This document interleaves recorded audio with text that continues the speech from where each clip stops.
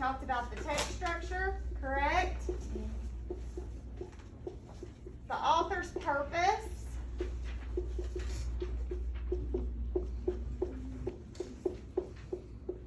And the central idea, correct? Okay. All of these I said, so these questions that you ask as you're reading informational text, what part of the text are these things? What did I talk? I equated it to something. Do y'all remember what? A steak dinner. Y'all remember that? A steak. Okay, that's right. So, and I'm gonna review this very quickly. Okay, a steak dinner. If you are gonna have a steak dinner, the main thing you're gonna have is the what? The steak. The steak. Now, a lot of us though, when we think of a steak dinner, we think of maybe a steak and baked potatoes, possibly some green beans or asparagus or salad or something along those lines. Y'all see where mac and cheese? Do y'all see where I'm going with this? Yes or no? Yes. Okay? But the main thing, if you are gonna have a steak dinner, is the steak. So these questions right here, that and the top, which is this, is the steak of the steak dinner, yes? Yes. Okay, so this is the main part. If you've got this down, you can figure out what? The little bit. The little things, the sides, okay? So let's talk about this a little bit. We're gonna add one more to this, okay? To complete our steak dinner, to complete our steak here. And we're gonna talk about author's word choice because that is huge in informational text, okay? Now, remember when I said we're gonna have some dead words in our writing, right? Words you cannot use anymore, like good, best, better, right? Because we need to be more what? Mature. Not just mature, but 7th grade level. yeah, but what? Better? Don't say that. Better. We need to be more specific, correct? Yes. You can be good in class and you can also have a good cake, right? Yes. Yes? Then, But, like you can eat a cake that is good, okay? But that doesn't describe them very well, does it? no. If I say you're good in class, that doesn't necessarily mean that you make make high grades, right? Means you're good. That could mean that you pay attention, you work when you're supposed to, right? Yes. You have some motivation, yes. You don't talk when others are talking, right? Or it could mean that you can read really well, or you can write really well, yes? All right, so now we're trying to be more descriptive. Author's word choice, yes? Yes. I don't use good for the cake, I use delicious. What does that change?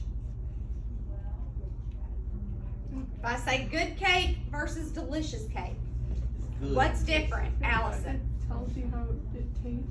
All right, it's the taste, okay? What if I say good cake and beautiful cake?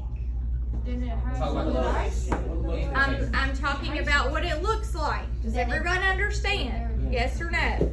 Okay? All right, so let's talk about author's word choice and why we don't or why we should not make New Year's resolutions, all right? If you look at your sheet, what's the first thing that you see on what it says explicitly? First of all, what does explicit mean? Good. specific. Specific. It's like set aside. Okay. Hold It's on. some like you can't. Some you have to do something to see. You can what? You can't. If it is explicitly in a It's text, private. can you see it? Yeah. Yes. Explicit, guys, stop. Explicit means black and white, right? Yes. So it is the actual words in the text. Yes? Now, we all know that I can look at Logan right now and say, Logan, you're doing a good job. Right? Okay. If I say it like this, Logan, you're doing a good job. Does that have a different tone or kind of a different meaning than, hey, Logan, you're doing a great job? Yes or no? Yes. Okay. Authors are doing that in text as well. Do you understand that? Even though you can't hear their tone, right? Yes? Yes. You can figure that out. You can infer it. So let's look at this first example. It says, the truth is, most of us will do the same thing we always do. Set some goals that will be forgotten by the 7th of January. What kind of tone is he creating here? Let's not say rude.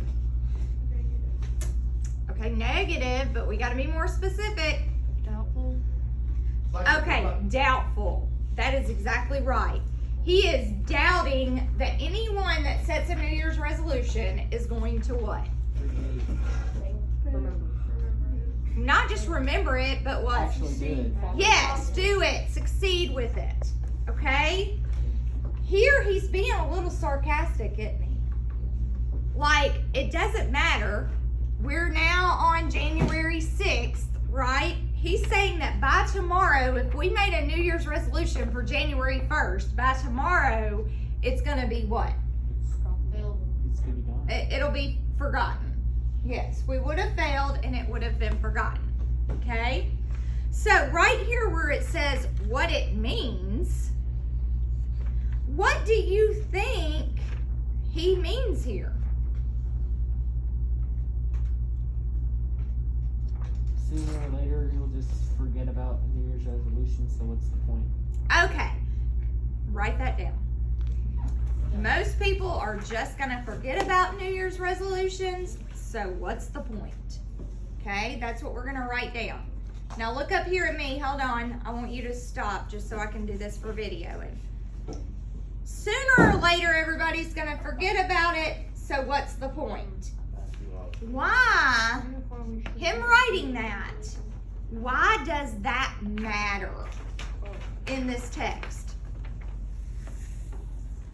Why did he write it that way? Because that's how. Why didn't he say sooner or later somebody's going to forget about it, so what's the point?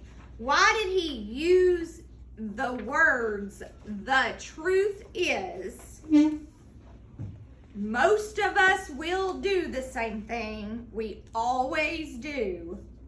Why did he use those words? We got to remember, he is trying to persuade us to what? To think that Not make a resolution. Why would he use the words, truth is, always, most of us?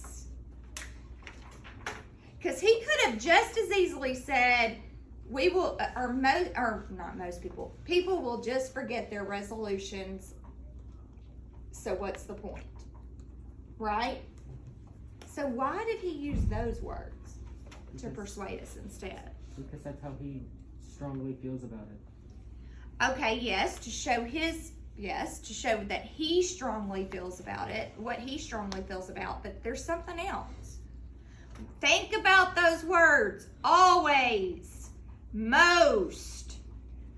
What is that showing us? He's very straightforward. He's not really being that straightforward here. He is, but he's not. He's saying these words for what reason? All right, maybe relate. When he says most people, then we kind of relate. But what else is he doing? Are those words as powerful as not saying them? Always versus sometimes. Yes. Which one do you want? Which one is going to be more persuasive? Always. Always. Most of us versus some of us. Most. Most. It's more what? More persuading.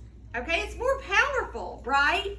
Those words are more powerful. which in turn will be more what? Persuasive. Yes? Yes? Yes. Let me ask you this question. Does everyone that makes a New Year's resolution forget it? No. Okay. Does everyone always make a New Year's resolution? No. Do some people make a New Year's resolution one year and forget it, and then maybe make a New Year's resolution the next year and actually attain their goal? Yes. Yes. Is this statistically correct? Yes. His phrase where he's saying always and most people. Can he back this up with statistics? No. No. Does he in the article? No. No. These are called loaded words. What do we think of as being loaded? Has everything. Come on, guys. Baked potato. Loaded baked potato. Right or fire. Bacon. It's got what? Everything. Everything. Bacon, cheese, chives, everything in it, right? Yes? Yes. Loaded gun. What do we think of as a loaded gun? It's something that is very what? Powerful. Dangerous. Powerful. Yes? Yes? Yes. Loaded language is everything. It's got the everything on it. It's powerful. Yes? Yes. Why would you use loaded language to persuade people? At this time, I need all volleyball team report to the gym for pictures. All volleyball team report to the gym for pictures. Okay, so why would you use loaded language? To be persuasive? Emphasis, that's right. Yes? Okay, it's more powerful. So why does it matter that he used those words? Because they are more what? Not just persuasive, but let's be specific. They're powerful. Okay? So right here, you're going to write these words or this loaded language, because you're going to hear that over and over again, is more powerful.